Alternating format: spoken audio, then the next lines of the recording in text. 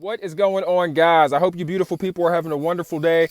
Today, I want to talk about an experience that a TikToker had. She kind of had a breakdown on the internet, and it was because they were like leaving sexual comments underneath her TikTok, and she was just doing, what normal women do on TikTok: clothing hauls, restaurants. Might have a little lifestyle travel portion of her TikTok, where she shows people what she did, what she ate, how much it cost, blah blah blah, what top she wore. But like, she wasn't revealing herself in any way, shape, or form. But they were in the comments, talking about her downstairs region, like, oh, I bet it's bubblegum pink. No, I think that thing might look like some Arby's meat. Really like flaming her, and and there were a bunch of compliments too. But like, even the compliments were backhanded. And it made her feel uncomfortable, and she was not like a adult film, she's not a corn star or OnlyFans girl. So like, I was thinking, I'm like, why are they leaving these comments if she's not like, slinging vajayjay? And it hit me. The reason why they're doing that is because like, as men, we see, especially on TikTok, Instagram, we see women advertise their dirty movies, and they advertise, their dirty site, the links in the bio. Here's my Twitter. You want to see me shake my yammies, or swallow a 12-inch hot dog, click on the link below. And we're so used to seeing that. And on TikTok, the girls that get the most likes and the most views and the most subscriptions are the ones that show the most, that reveal the most, that do the most. And it is sad and unfortunate that like normal women, they have like normal jobs, and they really aren't trying to, they're trying to save themselves for their man as far as like the goodies and what's in the bag. They're trying to keep that private. They're trying to keep what should be private. And it's like, they're trying to do that, but they still get the same energy as the adult film stars. And I think that, like the corn industry is starting to dominate other spaces, especially in social media. It's definitely dominating like TikTok, Twitter, and even Instagram now. Like at first, they weren't allowed to really advertise their dirty sites on social media, but they have ways around it. They'll use emojis. They'll use, just other words and other verbiage that means, like P-star, and I get it, like chicks are making paper. I'm no hater, all right? I want to be clear. I ain't hating on no woman that's making bread off OnlyFans, especially the top 1%, because they be making millions. All I got to say is good luck to your children when they go and enter middle school and high school, and I hope you paid your taxes. And besides that, I ain't mad at you. But yeah, it's really interesting, and I know there's kind of like a rift between men and women, and women are like, don't objectify me, and and guys are just kind of like, we're not all like aggressive super predators, and then women want like equal rights, and then it's a constant push and pull battle. It's like power of the sexes pretty much. It's pretty interesting, but let me know what you guys think. And like I said, I ain't mad at the dirty chicks or the dirty the dirty movie chicks. I think they dirty. I ain't gonna lie to you. Like, could you date a chick?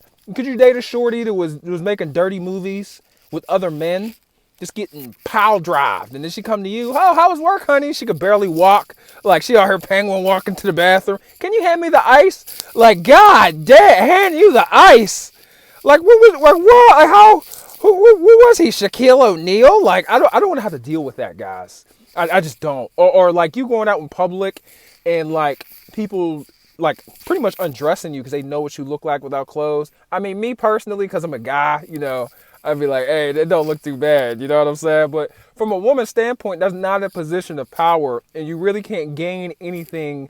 If you're on the defense, you only win on offense. And, if everyone knows what you look like, you're pretty much defending yourself and defending your privacy and your space, until kingdom come, until technology is no longer a thing, which only advances and becomes a bigger part of our lives. And, I'm not trying to make this too deep, because it is just, an experience that a TikToker had. But my heart, pulled at the heartstring. My heart went out to her. It was pretty sad, pretty messed up. I left her an encouraging comment, and said, what's happening to you isn't right. I'm sorry you're going through this. I hope this ends soon. I mean, I ain't gonna lie. If I was her, I would just delete my TikTok. To be honest with you, if I was a woman, I would probably just do Facebook because having that many eyes on you is just not healthy. And it's not even like real, genuine attention. Like I know TikTok is a great social media because like anybody can have a video pop. Like they kind of changed what viral truly meant because these days it's hard to compete with like celebrities that are using social media. But TikTok they put you in the same pool as the celebrities, the influencers, and with the somebodies, quote unquote. But at the end of the day, social media ain't real, it's never 100. Like my channel's pretty 100, but like even the stuff that I'll talk about the stuff that I might not want you guys to see, but I'll never put it up there for obvious reasons. I'll talk about it, but like, no, they never show you, the mud. They only show you when they come out clean, or you might think that they're clean and really like, their life is just in shambles and the car they got is rented, and then people be frauding and shaking and moving all kinds of ways. It'd be shady, but I just try to add to the space, bring some good vibes, help some people make some money, tell a little bit about my story on here, because I ain't nobody, right? Somebody might watch my videos and be like, man, I heard your story and I was motivated to get up and get a second job, or I wanted to go ahead and, I talked to that girl. I stopped, having that chip on my shoulder. I forgave myself. I forgave my family member. I'm closer with my parents now. All the things that are important in life. If I could just help people with that'd be cool. I don't ask nobody for nothing besides a like and a sub, and I don't even be hounding y'all like that for those. I should be like these other YouTubers. They be like and sub. By the way, like and sub. Like every other word, every other sentence, they're yelling at you to hit the button.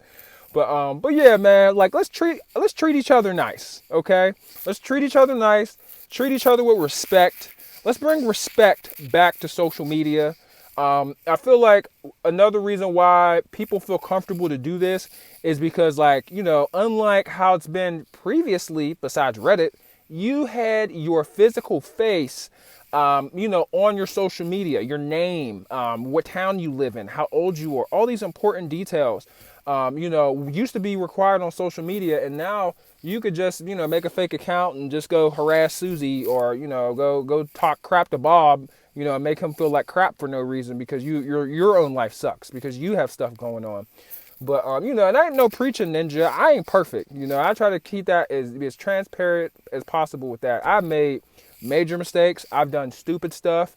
I've gotten lucky. I've done more stupid stuff in my life and gotten a second chance that I didn't deserve more times than I can count. And I honestly thank God because I had it coming. I was asking for it. You think you're on top of the world and you're not. You're young, stupid, and just moving how you want to move.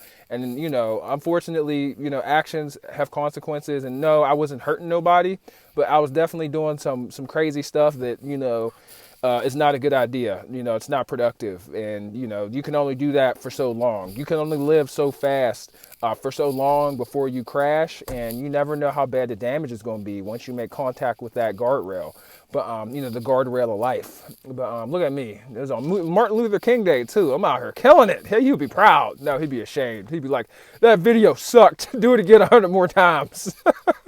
I would hope he would say that, because he's like one of the best speakers of all time. But no, I'm just joking because this YouTube stuff takes practice and being able to talk, to a crowd or even to a camera. But yeah, man, let me know what y'all thoughts are. Leave a comment below. I'm taking my goofy butt out of here. I'm gonna make a couple more videos. And like gender to me matters, right? Because we got two roles we got to fill. One person's got to be dominant. The other one person's got to not be so dominant. You can have two dominant people in a relationship, but it can't be, at the same rating. One person's got to use their head and has to have the capability of taking direction. And I'm not judging anybody's preferences on like women taking charge. I'm just saying do what makes you happy, do what makes as long as it's respectful and it works, do you. But it's definitely a double standard when it comes to social media and the way women are treated compared to men.